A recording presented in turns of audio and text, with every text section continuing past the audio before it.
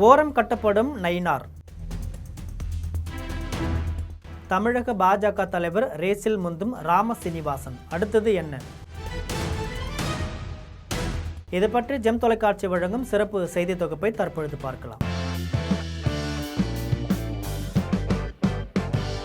தமிழக பாஜகவின் தலைவர் பதவிக்கான ரேஸில் பொதுச் செயலாளர் ராம சீனிவாசன் முந்தி இருப்பதாக தெரிய வந்திருக்கு. மாநில துணைத் தலைவர் வெங்கடேசன் மற்றும் கனக சபாபதி ஆகியோரின் பெயர்களும் பரிசீலனையில் இருக்கிறது. இதேபோல மாநில அமைப்பு செயலாளர் பதவிக்கு KD ராகவன் கொண்டு வரப்பட உள்ளதாக கூறப்படுது. தமிழக சட்டசபை தேர்தலில் பாஜக வெறும் ஒரே ஒரு தொகுதியில் மட்டுமே வெற்றி பெற்று கடுமையான தோல்வியை சந்திச்சிருக்கு. இந்த தேர்தல் தோல்வியை தொடர்ந்து தமிழக பாஜகவில் மிகப்பெரிய அரசியல் புயல் வீசியிருக்கு.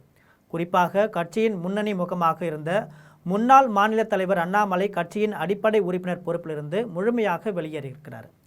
அண்ணாமலையின் இந்த அதிரடி விலகலால் தமிழக பாஜகவின் அடித்தளமே ஆட்டம் கண்டிருக்கு. ஏனென்றால் பாஜகவிற்கு பணியாற்றி வந்த பலரும் அண்ணாமலை தொடங்கியுள்ள இயக்கத்தில் இணைந்திருக்கிறார். கரு நாகராஜன் போன்றோர் அண்ணாமலை பக்கம் சென்றதை டெல்லி மேலிடம் ரசிக்கல. இதனால் தமிழக பாஜகவை மறுகட்டமைப்பு செய்ய டெல்லி மேலிடம் முடிவு செய்திருக்கு.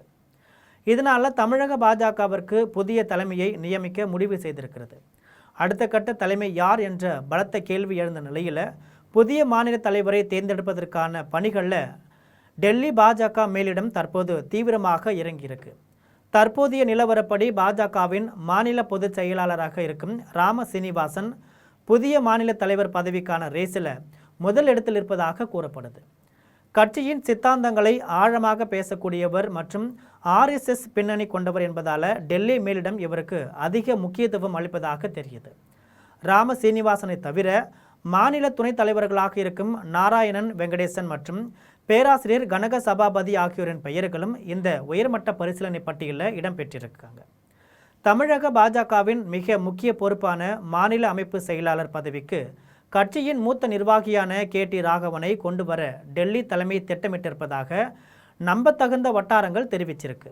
கட்சியின் அடிமட்ட தொண்டர்கள் மற்றும் உள்கட்டமைப்பை வலுப்படுத்துவதில் இவருக்கு இருக்கும் அனுபவம் தற்போதைய இக்கட்டான சூழலில் கட்சிக்கு உதவும்னு மேலிடம் கருதியிருக்கு. இது தொடர்பாக அறிவிப்பு விரைவில் வெளியாகும்னு எதிர்பார்க்கப்படுது.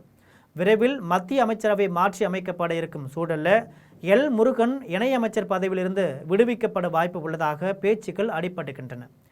அந்த இடத்திற்கு நயினார் நாகேந்திரன் நகர்த்தப்படலாம் என்று பாஜகவினர் பேசி வராங்க. இது போன்ற செய்தியை தெரிந்து கொள்ள தொடர்ந்து ஜெம் தொலைக்காட்சியுடன் இணைந்திருங்கள். நன்றி, வணக்கம்.